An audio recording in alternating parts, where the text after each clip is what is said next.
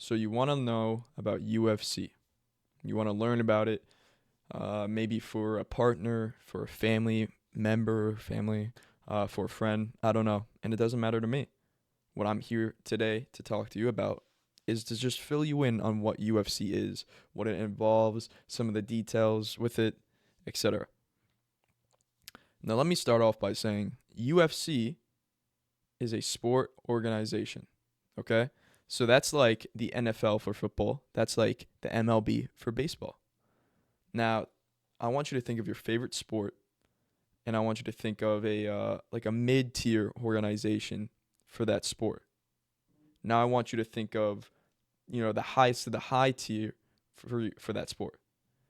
Now, for that highest of the high tier, the equivalent to that for something I'll talk to you in the next slide is UFC. Okay? And what UFC stands for is Ultimate Fighting Championship. UFC is the abbreviation for that. Now, what a lot of people say, and sometimes it annoys other people, I've heard that a bunch, but a lot of people say, "Oh, you do UFC. Oh, what sport you do? Do you do UFC?" Like I said, UFC is not the sport. UFC is the organization. What is the sport is MMA, and MMA is the abbreviation for mixed martial arts. Now, MMA is the best way of explaining it is it's the sport for all the fighting. Now, there are so many different other sports that are in the sport of MMA, such as boxing, kickboxing, Muay Thai, wrestling, and jiu-jitsu. But there are others like judo. I didn't include it in this. And like I said, MMA is just bringing all of this shit together and putting it to one. And UFC, Ultimate Fighting Championship, is the place to watch that stuff. There's other places, other organizations, but UFC is the most famous. UFC is the place that the top level guys go to. Okay? I love UFC. I love MMA. Two different things. Now, let me give a bit of a background to UFC and how they hold events. There's three type of events, okay? Numbered card. Now, just recently, so the UFC is in a partnership with Paramount, the streaming service. Before that, last year and God knows how many other years, they were partnered with ESPN. And as you can see, UFC it says UFC 322. Now, besides the fight nights, which I'll talk about in a second, that is how many pay-per-view / numbered cards there have been. UFC started with UFC 1, and now we've gotten all the way up to 326, which is crazy. Okay. Now, like I said, UFC used to be partnered with ESPN, and numbered cards was not the name for it. It was pay-per-view. Literally, it's in the name. It's pay-per-view. You would have to buy the pay-per-view to get it. Now, with Paramount, you don't have to deal with that. You just buy the subscription for Paramount, and then you watch the cards. So it's still weird. A lot of people don't like calling it numbered card. Oh, did you see that numbered card? Oh, is it a numbered card this weekend? I personally don't like it. Um, so I guess some people still call it pay-per-view. It's a bit of a preference. But these are like the biggest events, okay? And as you can see with this poster for 322, the last fight and sometimes second to last fight are title fights. Title meaning something I'll get to in a second. But though these are like the top of the top events. These are the ones that everybody tunes in for, etc. Now the second kind is I just named it special fight night because these ones they don't involve titles. But in the past there have been fight nights that include women's titles, WMMA, women MMA. But usually it's not the most exciting fights, I guess. But what I mean by special fight nights is sometimes they do go to stadiums. So the poster I have for this, Lewis versus Teixeira, this is from UFC Nashville. They went to Nashville, and there's usually like 12 to 13 fights on each card. Numbered card, fight night, doesn't matter. But fight nights are less special, like I said, because they don't have a title. But I name these special fight nights because they're like they're better than fight nights, but they're worse than numbered cards. And not a lot of people like these. Sometimes, a lot of the times they do have really good fights, especially on the special fight nights. But the worst of the kind, and like I said, I don't mean to say that it's the worst. It's just the worst in quality out of these three, okay? It's regular fight nights. Now, if you see in the bottom right of this poster, it says Apex, because fight night events are held in a tiny, tiny stadium. I wouldn't even call it a stadium, like arena maybe. They're held in Las Vegas in a building that the UFC made, and it's called the UFC Apex. There's not a lot of seats. It is pretty small. If you go there, I'll just say this. If you go to a UFC Apex fight night, you are going to be able to hear the punches. In a stadium, like in a numbered card or a special fight night, you're not going to fucking hear the punches. It's going to be loud, clapping, etc. You're not going to hear it. But since it's so small and there's not a lot of seats, you're going to be able to hear the punches. Now, a lot of people, they don't like fight nights because, one, with the ESPN, they ran the same ads, and these were terrible ads, but they ran the same ads all the time. And they kind of use fight nights. The UFC kind of uses fight nights to just run their ads basically. And there's not really any good fights, like boring fights. It's out of these three, it's the worst one. And like I said, these three, what I mean by like out of these three, I'm not saying these are bad. I'm just saying, out of these three, fight nights is the lowest quality. Then you got special fight nights in the middle, and then number one is numbered cards. Okay. Now with numbered cards, like I mentioned, titles. So as you can see, there's a lot of fucking titles, different weight classes. I mean, so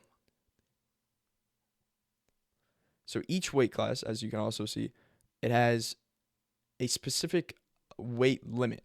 Okay, there's 11 weight classes. There once tried for 12, but no, it's back to 11. And what weight classes really mean is that is the weights. Your specific weight class. That is the weight a fighter has to get down to when it comes to weigh-in times. Now, when a fighter, they drain weight, they cut weight. That means they try to lose all the weight to, the specific weight class they're at. And then they got to weigh in, not before the fight. Or, yeah, I guess you could say before the fight. But, a good amount before the fight. And then they weigh in. And then that entire time before they actually fight, they can gain weight back. So what you can see, 115 pounds, 145 pounds, that means the weight they must hit, like basically the night before their fight. Now I'm going to go through each champ of this weight class. So champ meaning the number one person in that weight class.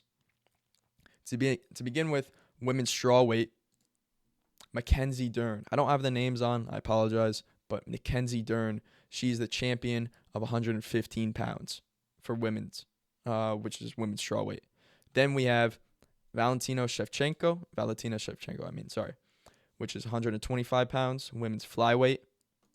Then we have women's bantamweight, 135 pounds, Kayla Harrison. Then we have men flyweight, 125, Joshua Van. Everyone loves Joshua Van. Okay, and then we have bantamweight, 135 pounds, Peter Yan. Then we have featherweight, Alexander Volkanovski, 145 pounds. Lightweight, 155 pounds, Ilya Topuria. Now I'm going to stop right here because currently there are two champs. And I say two champs with quotation marks, meaning, meaning there is an interim interim belt holder right now, interim champ. What that means is, and it's happened quite a lot, not quite a lot, but a few times. That basically means a champ that is the number one contender, which, makes sense.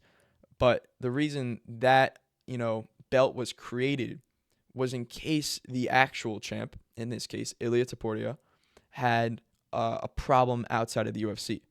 Right now he's going through, actually not right now, I think he just, is done with it. But he was going through some marriage stuff, marriage lawsuits, whatever. So he could not fight. Now the UFC is just not gonna put a hold on the lightweight weight class. They're gonna make the interim belt. So that's what it means basically. Justin Gaethje just beat Paddy Pimblett for the interim belt, and then it also means the next fight for Ilia Topuria has to be Justin Gaethje. Now, another reason why interim belt is created is if a fighter, let's say Ilia Topuria again, let's say he wants to try to go for a double champ status. That means he has a belt already, but he wants to go up a weight class to try to get a second belt.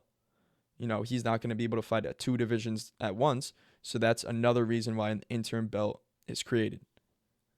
Okay, that was a lot. I'm sorry. Let's continue. Next, we have welterweight, 170 pounds. The champ is Islam Makhachev. Okay? He actually just got to this weight class. He is double champ status now. He was originally the lightweight champion, but moved up to beat Jack Della Maddalena for the 170 pound belt. Then we have middleweight, Khamzat Chimaev, 185 pounds. And a lot of people don't really like him right now. He's super inactive. Usually a champion. If you're a champion, you should be fighting like 2 to 3 times a year. Holy shit. That was a voice crack. 2 to 3 times a year. Because you're the champion. You shouldn't make other people wait. But he's waiting. Injuries, whatever. He's always been known to have injuries, pullouts, etc. Let's move on to light heavyweight, 205 pounds. Alex Pereira. He's amazing. He's a fan favorite, just like Alexander Volkanovski. But Alex Pereira, he was once middleweight champion. Now, he is a 2-division. There's a difference between a 2-division belt winner or a 2-division champ and a double champ.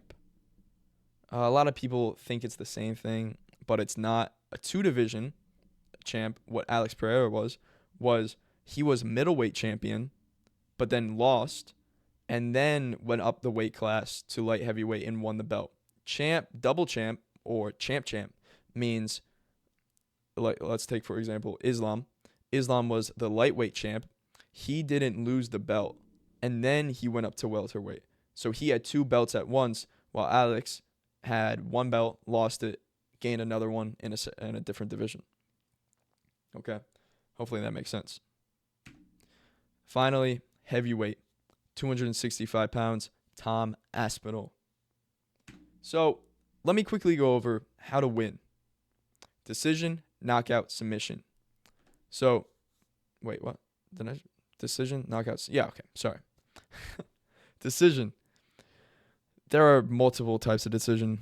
Unanimous decision, which means, as you can see here, all the judges have it going for one person. There's different types of round judging. There's a 48-47, which means in a 5-rounder, the person winning lost 2 rounds. And I should also say there's a difference between a 3-fight round and a 5-fight round. Wait, 3-round fight, 5-round fight. God damn it. Whatever. So a 3-round fight, that is a normal fight. Sometimes the co-mains or the second to last are 3 rounds, etc. 5 rounds are specifically for fight night main events, the final fight on a fight night, or yeah, whatever. This final fight of any event, really. Sometimes the co-main's a 5 round, whatever. So a unanimous decision for this example is the person winning, as you can see in the picture, Brandon Royval. If you look to the third one, Chris Lee's scorecard, he judged it 47-48 to Brandon Royval. So what that means is Brandon Royval won 10 rounds. 3 rounds, a 10-9. And Brandon Moreno, his opponent, won 2 rounds, which if you add that up, 47-48, the person with the higher points wins. And then there's other examples, including split decision. Sorry. This is actually, I didn't even realize, but this is a great example. This actually is the judging scorecard that I have right now. The picture is a split decision. So what that means is 2 judges give it to a fighter, okay? But then another judge doesn't give it to the fighter. They like the same person they gave him to. They give it to the other person. So it's 2-1. Usually they go, judge blah blah blah scored this, judge blah blah blah scored the other opponent, and then the third person is like the clear-cut winner. Jesus, I'm stumbling with my words. I apologize. Anyways, and then you have majority rule, which means one judge scores it for one person, another what the hell? Getting nervous, man. Another judge gives it to a different person, so 2 judges give it to 2 different people. The final judge does not give it to anyone. He considers it a draw. Okay, so you got one person, other person, final person, no one. Majority draw. And then you have technical decision, which means, let's say a fight gets to round 3 in a 5-rounder, and there's a headbutt, and one of the fighters can't continue. They look at the past rounds and just tally it up then. And that's a technical decision. Wow. 17 minutes. Got to make this quick. Then we have knockout. I think this is pretty self-explanatory. When the opponent knocks his opponent or her opponent out. This could be cleanly out. The other person's unconscious. They're fucking dead. Or a TKO, which is a technical knockout, which means, let's say opponent gets his or her opponent hurt, but the other person's still conscious, but they're just not defending themselves. The referee is going to step in, and it's going to be a TKO. Final way to win, submission. This is jiu-jitsu, basically. This is a choke submission, basically, or a joint submission. So that means a joint is like an arm bar, which breaks an arm, or a choke, which is, choke someone out. Rear naked choke, as you can see in the picture. There's a lot of the times, I will say this, the judges get it wrong for decision, especially recently. It's really bad. So if I were to give any advice, and this is not even advice, just don't leave it to the judges. That's what everyone says nowadays. Don't leave it to the judges, because they're going to fuck you up. They're going to rob you, basically. That's the word for it. They're going to rob you. Now, the last thing I want to talk about here before I head on out is a conversation MMA fans have between themselves. The GOAT conversation, the greatest of all time. It is fucking heated. If you witness 2 hardcore fans talk about the GOAT conversation, it is probably going to end up in an argument. Now, I don't want to talk about all the fighters that are considered to be the GOAT. I just want to talk about the top 3 famous ones. So I will start with DJ, Mighty Mouse, Demetrius Johnson. He is considered one of the GOATs. I will say this, I didn't put this in any specific way. This way, 1, 2, 3, the way I have these people, and I would say is the most common top 3. That of course is going to change in time. Recently, it's probably going to change too, but this is like the most common top 3 GOATs of all time. So you have Demetrius Johnson. He was the flyweight champ. As you can see, a fuck ton of title defenses. What those belts mean is when you win a title fight, you get a new belt each time. So he, fought fucking title fight after title fight after title fight. And his whole story, his whole reign of a champion, that's a whole different story. GSP, George Rush St. Pierre. He was the welterweight GOAT and also the middleweight GOAT. And a lot of people consider him as the GOAT of the sport. It's highly debated with number 1, John Bones Jones. JBJ. John Jones. I'm pretty sure even if you don't know what UFC is or don't know what MMA is, what it, is about, I would bet a lucky nickel that you've heard of John Jones. He's fucking famous, even if you don't know the sport. John Jones is to almost, I wouldn't say almost, but actually, yeah, almost every MMA fan, to them, John Jones is the GOAT. He's undefeated. I say that with quotation marks because he's not undefeated. He lost to Dominic Reyes. They robbed him, though. They robbed Reyes. They gave it to John Jones, but it was a robbery. He lost. But no, he's undefeated. He went away from the sport a bit, came back, won the heavyweight belt. And yeah, there's a whole, like I said with DJ, how his whole story is a crazy story to tell. John Jones' adventures that's a fucking 30-minute video. All I'll say is he's a great fighter. He's an amazing fighter. He is not a good person. And maybe I'll make a video on that, maybe not. Who knows? Anyways, I'm going to wrap it up here. Hopefully this helped you, whoever you are watching. And if you're just a fan of MMA, just watching this video, for fun, whatever, share it. Share it to a friend who doesn't know what MMA is. Share it to your partner. Share it to your dad, your brother, your uncle, or even your mom, sister, whatever. Share it to everyone who doesn't know what MMA is, because I think everyone should know. I think it is the best sport in the world, and I'm not saying you have to think so too, but I just think everyone should know what MMA is and what UFC is. So yeah, thank you guys for watching. I really appreciate it. Hope you guys enjoy the vid. Maybe drop a little comment if you did. Maybe drop a little like, maybe a little follow, or I should say sub.